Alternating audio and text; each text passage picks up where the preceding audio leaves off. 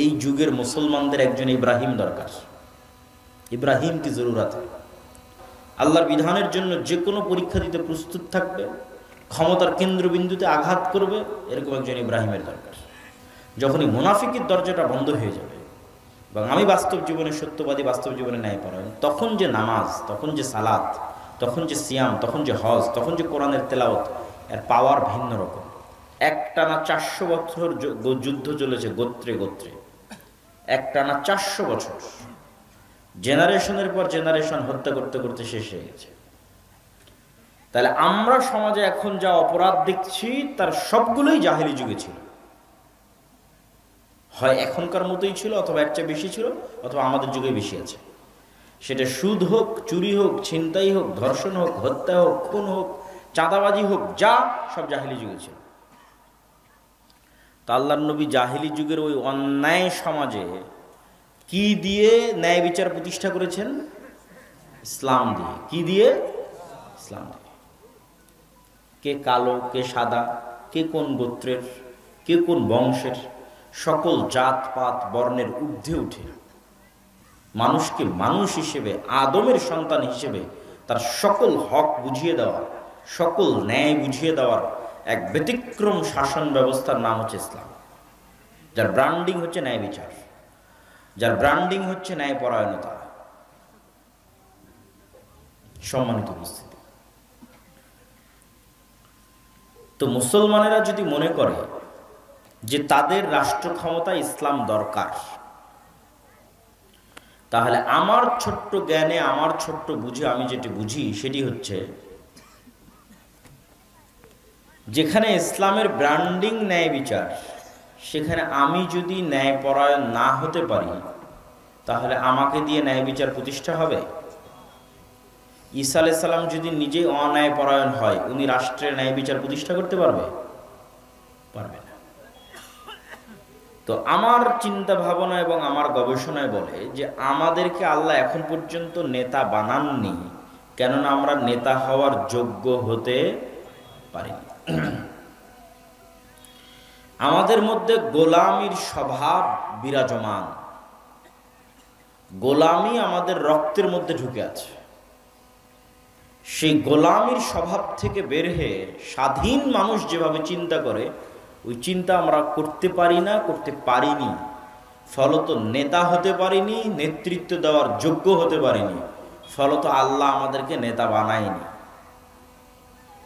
গোলামেরা কি চিন্তা করে? যখন মানুষ জাতিগতভাবে গোলাম থাকে, তখন রুজির জন্য মারামারি করতে হয়, রুজির জন্য কাটাকাটি করতে হয়, না হলে তো না খেয়ে মারা যাবে। এটাই গোলামের স্বভাব। আর যারা আগের যুগের মনিব ছিল, তারা এটাতেই মজা পেত, যে ক্ষুধার্ত দুইটা মানুষের মধ্যে একটা রুটি ফেলে দিলাম, দুইটা মানুষ কিভাবে রুটি নিয়ে কাড়াকাড়ি করতেছে এই দৃশ্য দেখে মজা। কেননা ওই দুইজন গোলাম, তারা খাদ্যের জন্য মারামারি করতেছে। তো যেহেতু 190 বছর আমরা ব্রিটিশদের গোলাম ছিলাম, মানে আমার রক্তের মধ্যে ঢুকে গেছে টাকার জন্য, খাবারের জন্য, রিজিকের জন্য, রুটির জন্য মারামারি না করলে পাওয়া যাবে না। মারামারি মানে সরাসরি মারামারি, বিষয়টা আমি এটা বুঝাচ্ছি না। মিথ্যা বলে হোক, জোর করে হোক, হুমকি দিয়ে হোক, ধোকা দিয়ে হোক, ইন এনি ওয়ে আমার টাকা লাগবে, সম্পদ লাগবে, রুজি লাগবে, রিজিক লাগবে, তো গোলামেরা ছুটছে। এবং এইটা যে আমাদের নেচার, স্বভাব, তার সবচেয়ে বড় প্রমাণ কি জানেন? গত 16 বছর যে জগদ্দল পাথর ছিল, ফ্যাসিজম, সেই জগদ্দল পাথর সরে যাওয়ার পর চাঁদাবাজি, খুন, রাহাজানি, ছিনতাই বন্ধ হয়েছে? বন্ধ হয়নি। কেন বন্ধ হয়নি? আমাদের স্বভাবের মধ্যে গোলামি আছে, ওইটা আমার রক্তের মধ্যে ঢুকে আছে, কেমনে বন্ধ হবে?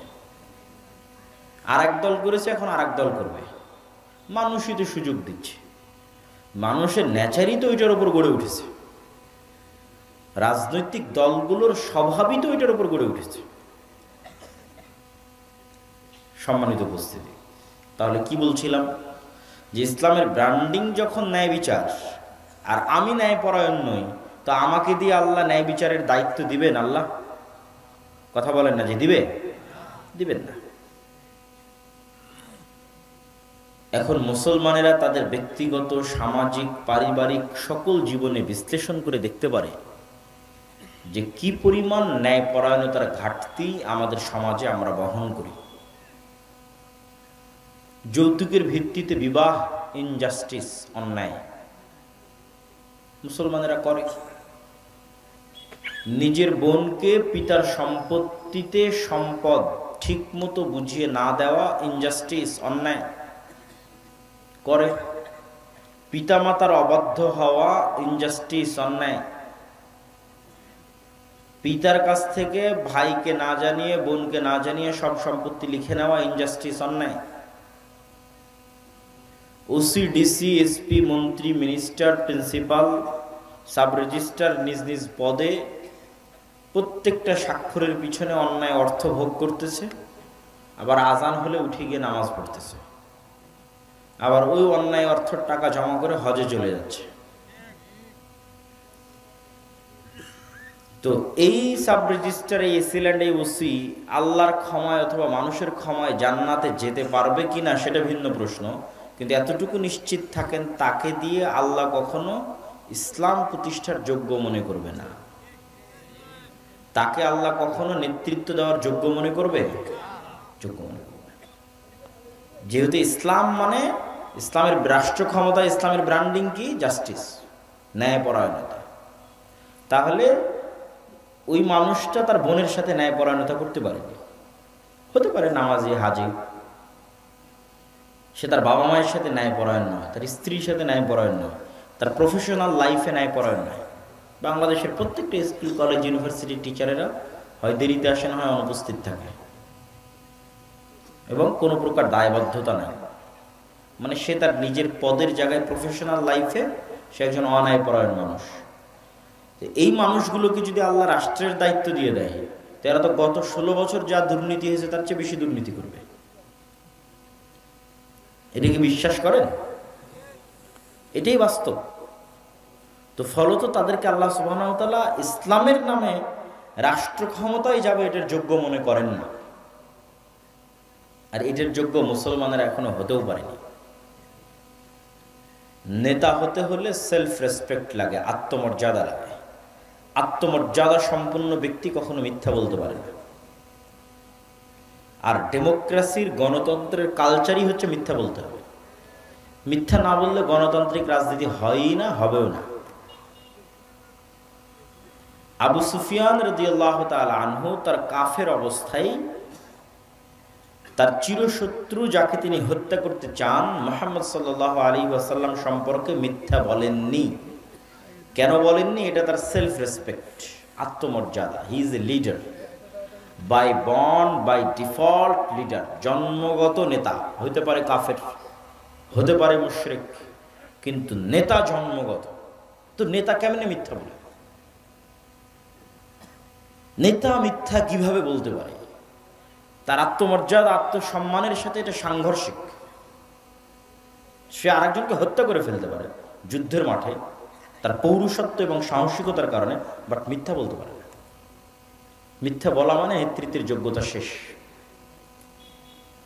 এখন আপনি মুসলমানদের কাছে ফিরে আসেন। মুসলমানের কাছে সবচেয়ে সহজ পাপ হচ্ছে মিথ্যা বলা।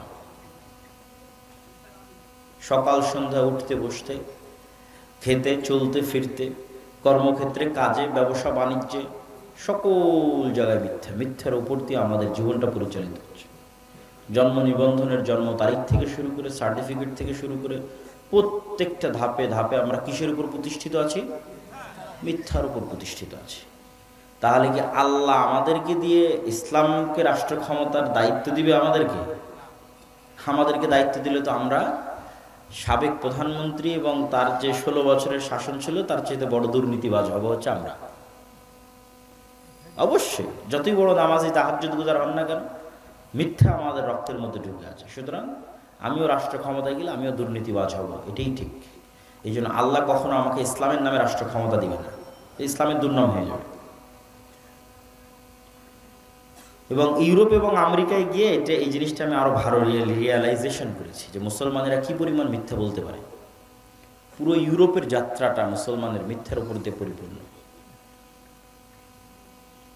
অনেক হয়তো ইউরোপ আমেরিকা বসবাসরত ভাইয়েরা মনে কষ্টও পেতে পারেন, কিন্তু এটাই সত্য যে আমাদের ইউরোপ আমেরিকার প্রবেশ থেকে না শুরু করে, ইনকাম থেকে না শুরু করে, অতিরিক্ত সরকারের কাছ থেকে বেনিফিট নেওয়া থেকে শুরু করে, অ্যাসাইলাম থেকে শুরু করে, ইচ অ্যান্ড এভরিথিং মিথ্যার উপর দাঁড়িয়ে আছে। কিন্তু সে মুসলমান, হাজি, নামাজি, উমরাকারী, এভরিথিং। তাহলে এই মুসলমান হচ্ছে গোলাম মুসলমান, কেননা তার নেচারের মধ্যে গোলামি আছে। সুতরাং তার দ্বারা নেতৃত্ব হবে না, স্বাধীনতা হবে না। এখনই আপনি চোখের সামনে দেখতে পাচ্ছেন গত 16 বছর একদল চাঁদাবাজি করলো, এখন আর এক দল করতেছে। কেন? নেচারের মধ্যে গোলামি আছে, রক্তের মধ্যে গোলামি আছে। তাহলে যতক্ষণ আমরা নিজেরা নিজের থেকে সংশোধন না হচ্ছি, ততক্ষণ আল্লাহ আমাদের সংশোধন করে দিবে? এটা কোরআনের আয়াত। আল্লাহ সুবহানাহু ওয়া তাআলা ততক্ষণ পর্যন্ত ওই কওমকে পরিবর্তন করেন না যতক্ষণ না তারা নিজেরা সংশোধিত না হয়। তাহলে আপনি যদি বলেন রাষ্ট্র ক্ষমতা ইসলাম লাগবে, তো যতই উমুকের চরিত্র ফুলের মতো পবিত্র বলেন, যতই স্লোগান দেন, যতই ভোট করেন, ওই ইসলামী দলের মধ্যেই তো ন্যায় নাই। কিসের রাষ্ট্র ক্ষমতা ইসলাম প্রতিষ্ঠা করবে? তো বলেন এত বড় কথা কেমনি বললেন? জি, আপনি যান, পরীক্ষা করেন যে আমির ওই কর্মীকে পদ দিয়ে রেখেছে যে বেশি চামচামি করেছে, আর যেই কর্মী বেশি কাজ করেছে ওকে বের করে দিয়েছে। তাহলে আমির কি তার দলে ন্যায় প্রতিষ্ঠা করতে পারলো? কথা বলেন না যে তার দলে ন্যায় প্রতিষ্ঠা করতে পারলো? তাহলে সে রাষ্ট্রের ন্যায় প্রতিষ্ঠার যোগ্য না অযোগ্য? অযোগ্য। শেষ। তো কিসের ভোট দিবেন, কিসের রাজনীতি করবেন, আর কিসের গণতন্ত্র করবেন, কিসের অমুকর্জিত ফুলের মতো পবিত্র? আপনি তো মূল বেসিক যে শর্ত সেটাই পূরণ করতে পারেননি রাষ্ট্রে ইসলাম প্রতিষ্ঠা করার জন্য। কারণ রাষ্ট্রে ইসলামের ব্র্যান্ডিং নাই, পরায়ণতা, ওইটার চর্চা যতক্ষণ আমাদের ব্যক্তিগত সমাজ, ফ্যামিলি, এই জায়গাগুলোতে না হওয়া শুরু হবে, ততক্ষণ আমরা নেতা হওয়া শুরু হতে পারবো না। মুসলমানেরা নিজে থেকে নেতা হওয়া শুরু হতে পারবে না। মুসলমানেরা নেতা হওয়া শুরু হবে যেই দিন থেকে সত্য বলতে পারবে, ন্যায়পরায়ণ হতে পারবে, ওই দিন থেকে নেতা হওয়া শুরু, স্টার্ট। সেই স্ত্রীর প্রতি ন্যায়পরায়ণ, পিতামাতার প্রতি ন্যায়পরায়ণ, বোনের প্রতি ন্যায়পরায়ণ, মানে ফ্যামিলিতে নাও হি ইজ এ লিডার। এখন সে নেতা, সে সত্য বলে, আল্লাহর দৃষ্টিতে সে একজন যোগ্য নেতা। ধীরে ধীরে সে তার প্রফেশনাল লাইফে যাবে, তার সমাজে যাবে, আরেকটু উপরে উঠবে। চোখের সামনে যেখানে অন্যায় হবে, ইনজাস্টিস হবে, বাধা দিবে, মিথ্যা হবে, বাধা দিবে, ধীরে ধীরে নেতা হবে। যখন একবার সে নেতৃত্বের যোগ্যতার পরীক্ষায় আল্লাহ সুবহানাহু ওয়া তাআলার কাছে পাশ হয়ে যাবে, তখন আল্লাহ সুবহানাহু ওয়া তাআলা কিভাবে তাকে রাষ্ট্রের নেতৃত্বের দরজা খুলে দিবেন, রাষ্ট্রের নেতৃত্বের দরজা তার জন্য উন্মুক্ত করে দিবেন, ও নিজেও বুঝতে পারবে না। কিন্তু ওই নেতৃত্ব নেওয়ার যোগ্য হতে হবে। আর ওই যোগ্যতার মূল যাত্রাটা শুরু হবে সত্য বলা, ন্যায়পরায়ণ হওয়া, যার পৃথিবীর সকল নবীর বৈশিষ্ট্য। কেননা পৃথিবীর সকল নবী নেতা, লিডার। ইব্রাহিম আলাইহিস সালাতু ওয়াস সালাম, মুসা আলাইহিস সালাতু ওয়াস সালাম, মুহাম্মদ সাল্লাল্লাহু আলাইহি ওয়াসাল্লাম সবাই লিডার, ইউসুফ আলাইহিস সালাতু ওয়াস সালাম সবাই লিডার, দাউদ, সুলাইমান। রাষ্ট্রের ক্ষমতা পান অথবা না পান, কিন্তু লিডার। নেতৃত্ব দেওয়ার যোগ্যতা আছে। নেতৃত্ব দেওয়ার যোগ্যতার জন্য সত্যবাদিতা, ন্যায়পরায়ণতা, আমানতদারিতা লাগবেই। সেটা শিক্ষা প্রতিষ্ঠান হোক, মসজিদ হোক, মাদ্রাসা হোক, ইসলামী দল হোক, সংগঠন হোক, আপনি যে পেশায় আছেন সেই পেশা হোক, ডাক্তারি হোক, ইঞ্জিনিয়ারিং হোক, এসিল্যান্ড হোক, সাব রেজিস্ট্রার হোক, টিচার হোক, স্টুডেন্ট হোক, স্বামী হন, পিতা হন, ন্যায়পরায়ণতা লাগবে। পিতা হিসেবে আপনি আপনার সন্তানকে কতটুকু আদর করবেন, একজনকে বেশি চুমা দেবেন, আরেকজনকে কম চুমা দিবেন, এটাও ন্যায়পরায়ণতা। রাসূল সাল্লাল্লাহু আলাইহি ওয়াসাল্লাম বলেছেন। একের অধিক স্ত্রী থাকবে, উভয় সকলের প্রতি ন্যায়পরায়ণ কিনা, এটাই আপনার ভাগ্য নির্ধারণ করবে কিয়ামতের মাঠে। এই জন্য রাসূলুল্লাহ সাল্লাল্লাহু আলাইহি ওয়াসাল্লাম বলেন, সাবআতু ইউযিল্লুহুমুল্লাহ ইয়াওমা লা দিল্লা ইল্লা দিল্লুহ। 7 শ্রেণীর মানুষকে আল্লাহ সুবহানাহু ওয়া তাআলা বিশেষ ছায়া দিবেন কিয়ামতের মাঠে। তাদের মধ্যে 1 নাম্বার, সর্বপ্রথম যাদেরকে স্থান দেওয়া আছে সেটা হচ্ছে ইমামুন আদিল, ন্যায়পরায়ণ, দায়িত্বশীল। মানে আর যত নফল ইবাদত আছে সবগুলোকে ছাড়িয়ে গেছে। নফল ইবাদতের মধ্যে তাহাজ্জুদ গুজার আছে, নফল ইবাদতের মধ্যে নফল সিয়াম পালনকারী আছে, নফল ইবাদতের মধ্যে দানবীর আছে, সেগুলোর কথা সিরিয়ালে আসবে। কিন্তু সবকে ছাড়িয়ে গেছে যে ন্যায়পরায়ণ। এটা সবচেয়ে কঠিন, এটা সবচেয়ে কঠিন যে মানুষ ন্যায়পরায়ণ হবে তার সমাজে, তার পরিবারে, তার ফ্যামিলিতে, তার প্রফেশনাল লাইফে। এটা সবচেয়ে কঠিন। তো ন্যায়পরায়ণ দায়িত্বশীল 1 নম্বরে চলে গেছে। প্রতিষ্ঠাকারী শাসক হিসেবে আবির্ভূত হবেন। তো এই একটা বাক্য রাষ্ট্র ক্ষমতা ইসলামের ব্র্যান্ডিং। আল্লাহর নবী চাইলে এটাও বলতে পারতেন যে সেই দিন ঈসা আলাইহিস সালাতু ওয়াস সালাম সকল মানুষকে সালাত আদায় করতে বাধ্য করবেন। এটাও বলতে পারতেন সকল নারীকে পর্দা করতে বাধ্য করবেন। কিন্তু এগুলোকে তিনি ব্র্যান্ডিং বানাননি, এগুলোও করবেন। ব্র্যান্ডিং কি এটাও আপনারা তো বুঝেন, তাও বলি। যেমন মোটর সাইকেল সবগুলোই তো চলবে, কিন্তু এক এক কোম্পানির মোটর সাইকেলের এক একটা ব্র্যান্ডিং। কোনো কোম্পানির মোটর সাইকেলের ব্র্যান্ডিং হয়তো আর স্টাইল, কোনোটার ব্র্যান্ডিং হয়তো কম তেলে বেশি মাইলেজ, কোনোটার ব্র্যান্ডিং হয়তো স্পিড লিমিট অনেক বেশি, অনেক কিছু। এরকম এক একটা জিনিসের এক একটা ব্র্যান্ডিং থাকে, বাট সবগুলোই তো চলবে। ব্র্যান্ডিং কোনটা, মূল ফোকাস কোনটা? তা আল্লাহ নবী বলছেন কিয়ামত ততদিন হবে না যতদিন মারিয়ামের সন্তান ঈসা নেমে না আসছে। আর মারিয়ামের সন্তান ঈসা নেমে এসে কি করবে বলেন তো? সমগ্র পৃথিবীতে কি প্রতিষ্ঠা করবে? ন্যায় বিচার প্রতিষ্ঠা করবে। কি প্রতিষ্ঠা করবে? এটা হলো ব্র্যান্ডিং। কিন্তু আমাদেরকে পাশ্চাত্য মিডিয়া দেখায় রাষ্ট্র ক্ষমতা ইসলাম মানে ওই দেখো নারীদের শিক্ষা বন্ধ করে দিল। রাষ্ট্র ক্ষমতা ইসলাম মানে ওই দেখো দোররা মারা হচ্ছে, ওই দেখো রজম করা হচ্ছে, ওই দেখো গলা কেটে ফেলা হচ্ছে। মানে যত ভীতিকর জিনিস আছে সবগুলো ব্রেনে ঢুকিয়ে দাও, যাতে মানুষ মুসলমান হইলেও যাতে বলে যে না থাক, রাষ্ট্র ক্ষমতা ইসলাম লাগবে না। কিন্তু সে যদি এটা বুঝতো যে বর্তমান রাষ্ট্র ব্যবস্থা তার উপর কি পরিমাণ জুলুম করছে, তার জ্ঞাত এবং অজ্ঞাত উভয় অবস্থায়। এই যে জিনিসপত্রের দ্রব্যমূল্যের দাম বৃদ্ধি, এটি কি জুলম নয়? আপনাদের কাছে এটা জুলম মনে হয় না? জুলম মনে হয় না? এটা জুলম। দিন যত যাচ্ছে দাম বাড়তেই আছে। তাহলে এটা হচ্ছে চলমান অর্থনৈতিক সিস্টেম আপনার উপর জুলম করতেছে, যার প্রভাব সরাসরি আপনার পকেটে গিয়ে পড়তেছে। জনগণের সম্পদ লুট করে বাইরে নিয়ে যাওয়া হয়েছে, অতিরিক্ত পরিমাণ ঋণের বোঝা মানুষের উপর চাপিয়ে দেওয়া হয়েছে। যে খরচ আপনি করেননি, যে টাকা আপনি ব্যয়ই করেননি, ওই টাকা পরিশোধের জন্য আপনাকে কর দিতে হবে। ওই টাকা এমপি, মন্ত্রী, মিনিস্টাররা সব নিয়ে চলে গেছে দুবাই, আমেরিকা, লন্ডন, বিভিন্ন প্রজেক্টের নামে। আর সেই টাকা পরিশোধ করবেন সুদ সহ, আপনার পকেট থেকে পরিশোধ করা হবে, কিন্তু সরাসরি আপনার পকেট থেকে নেওয়া হবে না। কিভাবে নেওয়া হবে? ইনফ্লেশনের মাধ্যমে, মূল্যস্ফীতির মাধ্যমে জিনিসপাতির দাম বাড়বে। তো আসলে জিনিসপাতির দাম বাড়তেছে না, বরং আপনার পকেট থেকে টাকা কমে যাচ্ছে, টাকার মানটা কমে যাচ্ছে। আগে 100 টাকা দিয়ে যেটা কিনতে পারতেন, এখন সেটা 150 টাকা দিয়েও কিনতে পারতেছেন না।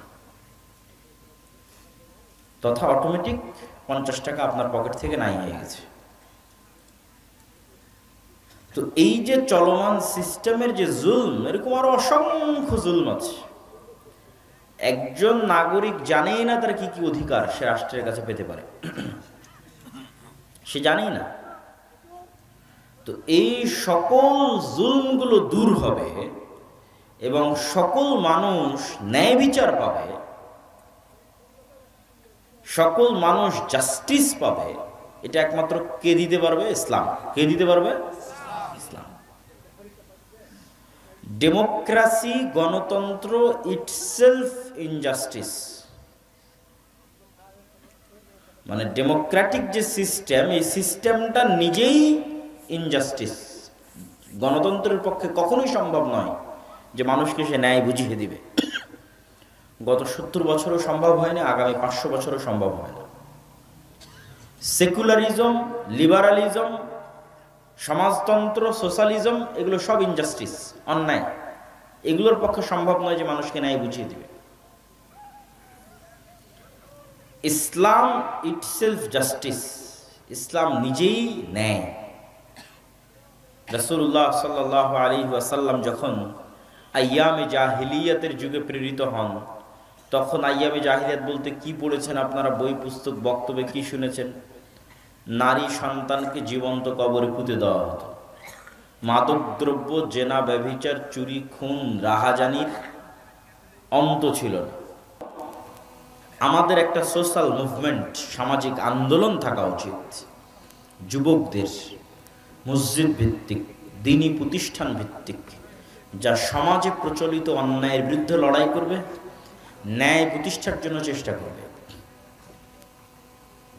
এবং এইরকম কোন এক মানুষের মাধ্যমেই যে এরকম ন্যায় প্রতিষ্ঠায় সচল হবে, ন্যায় প্রতিষ্ঠায় সচেতন হবে, নিজে ন্যায়পরায়ণ হবে, এরকম কোনো মানুষের হাতে আল্লাহ সুবহানাহু ওয়া তাআলা রাষ্ট্র ক্ষমতা দিয়ে দিবেন। কিভাবে দিবেন তা আল্লাহ সুবহানাহু ওয়া তাআলা জানেন, কিন্তু এর চেষ্টা আমাদের করতে হবে এবং এই চেষ্টা করার সুযোগ এখনই। মসজিদের পাওয়ার বাড়াতে হবে এবং সমাজে প্রচলিত অন্যায়ের বিরুদ্ধে লড়তে হবে। অন্যায় মানে আমরা যে গুনাহ এবং পাপ বুঝাই সেটা বলতেছি না, মানুষের সাথে যে অন্যায় হচ্ছে, সেটা মানুষের সাথে অন্যায় হচ্ছে, ওইটার বিরুদ্ধে লড়তে হবে। এবং এটা সহজ, কঠিন কোনো কাজ নয়। এটা উদ্যোগ নিতে হবে, চেষ্টা করতে হবে। আল্লাহ সুবহানাহু ওয়া তাআলা আমাদের তৌফিক দান করুক, বলেন আল্লাহুম্মা আমিন। সম্মানিত উপস্থিতি, আমাদেরকে আরো একটি বিষয় এটির সাথে যেটি আমি যুক্ত করতে চাই, সেটি হচ্ছে শক্তিশালী প্রতিষ্ঠান। শক্তিশালী প্রতিষ্ঠান নাই মুসলমানদের, সমগ্র পৃথিবীব্যাপী নাই, আবার দেশ ভিত্তিকও নাই। এই জায়গায় ইহুদিরা সবচেয়ে বেশি এগিয়ে গেছে। তারা শক্তিশালী মিডিয়া তৈরি করে ফেলেছে, শক্তিশালী অর্থনৈতিক প্রতিষ্ঠান তৈরি করে ফেলেছে। ফলত তারা চাইলেও পৃথিবী তাদের কাছে জিম্মি, তারা না চাইলেও পৃথিবী তাদের কাছে জিম্মি। তো আপনি দেখবেন যে 5ই আগস্টে হাজার হাজার লক্ষ লক্ষ ভোটার পঙ্গপালের মতো আছে, রাস্তায় আছে। কিন্তু যখন রাষ্ট্রের সরকার গঠন হলো, তখন কাদের সরকার হলো? দেশে যাদের শক্তিশালী প্রতিষ্ঠান ছিল। যেমন বাংলাদেশের সবচেয়ে শক্তিশালী একটা প্রতিষ্ঠান হচ্ছে আর্মি, তাহলে আর্মির সরকার হলো। বাংলাদেশের সবচেয়ে শক্তিশালী একটা প্রতিষ্ঠান হচ্ছে ব্র্যাক, বছরে 12,000 কোটি টাকার লেনদেন হয়। সারা বাংলাদেশের সব মসজিদ মাদ্রাসা মিলে অত টাকার লেনদেন হবে না। তাহলে সে একটা অনেক শক্তিশালী প্রতিষ্ঠান, তার সরকার হলো। গ্রামীণ ব্যাংক একটা শক্তিশালী প্রতিষ্ঠান, তার সরকার হলো। তারপরে প্রথম আলো, ডেইলি স্টার শক্তিশালী প্রতিষ্ঠান, তাদের সরকার হলো। যখনই মূল সরকার সরে যায়, তখন ওই দেশে যাদের শক্তিশালী প্রতিষ্ঠান থাকে তারা অটোমেটিক ক্ষমতায় চলে যায়। আর আপনার যদি এরকম পঙ্গপালের মতো কোটি কোটি ভোটার থাকে, তবুও কোনো দাম নাই। ভোট দেওয়াটা তো মূলত, বা ভোট চাওয়াটা তো মূলত গণতান্ত্রিক দেশে বসবাসরত মানুষের মনকে বুঝ দেওয়া, মানে আপনাকে বুঝ দেওয়া যে হ্যাঁ তুমি দেশের শাসক আছো, বাহ এই দেশ তুমি চালাচ্ছ, কিন্তু আসলে বাস্তবে আপনি কিছু না। যদি বাস্তবে আপনি কিছু হতেন, তাহলে অন্তত বড় বড় সিদ্ধান্ত নেওয়ার আগে সরকারেরা বলতো ঠিক আছে গণভোটের আয়োজন করা হোক, দেখি জনগণের পক্ষে আছে না নাই। কিন্তু গণভোটের আয়োজন করা হয় না। তাহলে আপনি কি শুধু আপনার ভোটকে ব্যবহার করে একজন ক্ষমতায় গেল, 5 বছর আপনার হাতের কিছু নাই। সে আপনার মন মতো করলেও সে আপনার নির্বাচিত প্রতিনিধি, আপনার মন মতো না করলেও সে আপনার নির্বাচিত প্রতিনিধি। তো এর চাইতে বড় জুলমের সিস্টেম পৃথিবীতে নাই, এবং এর চেয়ে বড় ধোকার সিস্টেম পৃথিবীতে নেই। এইটা যত বড় ধোকার সিস্টেম, যত সহজে মানুষকে এখানে ধোকা দেওয়া যায়। তো এরকম পঙ্গপালের মতো ভোটার থেকে তো লাভ নাই। এবং আরও অনেক আলোচনা আছে এই বিষয়ে, স্টাডি করলে আরও অনেক পয়েন্ট তুলে ধরা যাবে। এবং ডেমোক্রেসি, গণতন্ত্র, সোশ্যালিজম সমাজতন্ত্র, সেকুলারিজম ধর্মনিরপেক্ষ মতবাদ, লিবারালিজম ব্যক্তি স্বাধীনতা, এই যে মতবাদগুলো আছে পৃথিবীতে, ন্যাশনালিজম জাতীয়তাবাদ, এগুলো কি আল্লাহর লেখা কোরআন না ওহী? এগুলো কি কোরআন না ওহী? কিছুই না। তো যদি কোরআনও না হয়, ওহীও না হয়, তো গণতন্ত্রের এই যে গড বানিয়ে রাখা হয়েছে, এইটার দিকে আঙ্গুল তোলা যাবে না? যাবে না? যাবে না? যাবে। এটা কারো মতের পক্ষে যেতে পারে, কারো মতের পক্ষে নাও যেতে পারে, কিন্তু আঙ্গুল তোলা যাবে না, এটা তো অসম্ভব। এটা তো কোরআনও নয়, ওহীও নয়। সুতরাং ডেমোক্রেসি নিজেই ইটসেলফ যে একটা ইনজাস্টিস, এটা মানুষ আঙ্গুল উঠাইতে পারে, উঠাইতেই পারে। এটা নিয়ে গবেষণা স্টাডি হতেই পারে। সম্মানিত উপস্থিতি, মুসলমানেরা যতদিন মনে করবে যে তারা দুধের স্বাদ ঘোলেই মেটাবে, ততদিন এই ঝুলন্ত মূলার পিছনে ছুটতেই থাকবে। যেমন ইসলামিক ব্যাংকিংয়ের নামে দুধের স্বাদ ঘোলে মেটানো হচ্ছে, আর নিজের মনকে বুঝ দেওয়া হচ্ছে হ্যাঁ আমি ইসলামী অর্থনীতির সাথে সম্পৃক্ত আছি।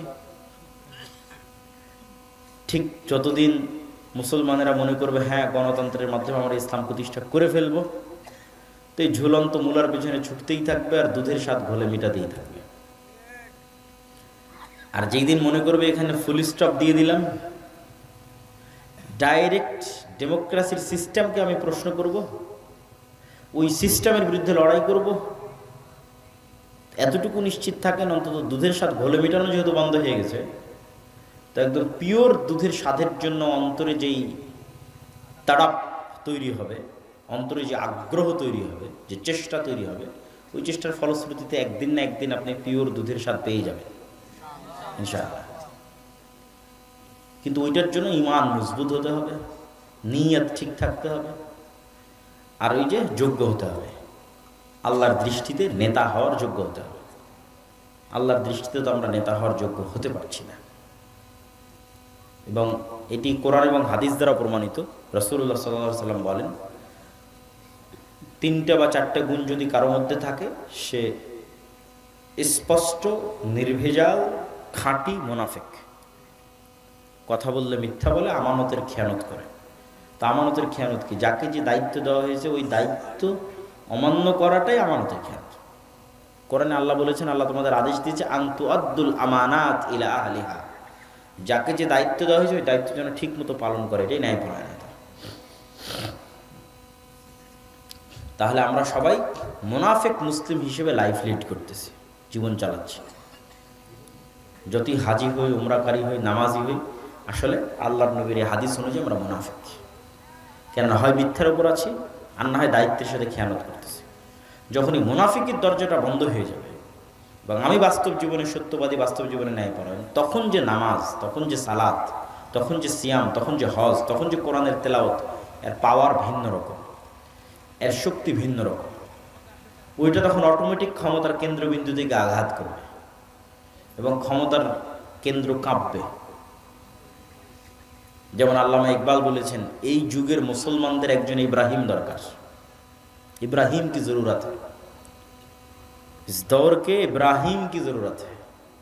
এই যুগের ইব্রাহিমের প্রয়োজন, যারা আল্লাহর প্রতি আস্থা, অগাধ বিশ্বাস এত মজবুত হবে, ব্যক্তিগত, সমাজে, পরিবারে ন্যায়পরায়ণ এবং সত্যবাদী হবে, আল্লাহর বিধানের জন্য যে কোনো পরীক্ষা দিতে প্রস্তুত থাকবে, ক্ষমতার কেন্দ্রবিন্দুতে আঘাত করবে, এরকম একজন ইব্রাহিমের দরকার। সম্মানিত উপস্থিতি, আমি আমার বক্তব্য দীর্ঘায়িত করতে চাই না, আমি আমার বক্তব্য শেষ করে দিচ্ছি। আপনারা অবশ্যই মাসিক আল ইতিসাম যে প্রতি মাসে প্রকাশিত হয় সেটির সাথে সম্পৃক্ত থাকবেন। দাওয়া ইলা আল্লাহর অধীনে যে মক্তবগুলো পরিচালিত হয় সেগুলোর সাথে সম্পৃক্ত থাকবেন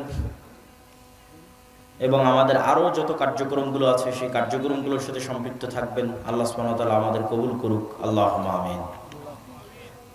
আসসালামু আলাইকুম ওয়া রাহমাতুল্লাহি ওয়া বারাকাতুহু।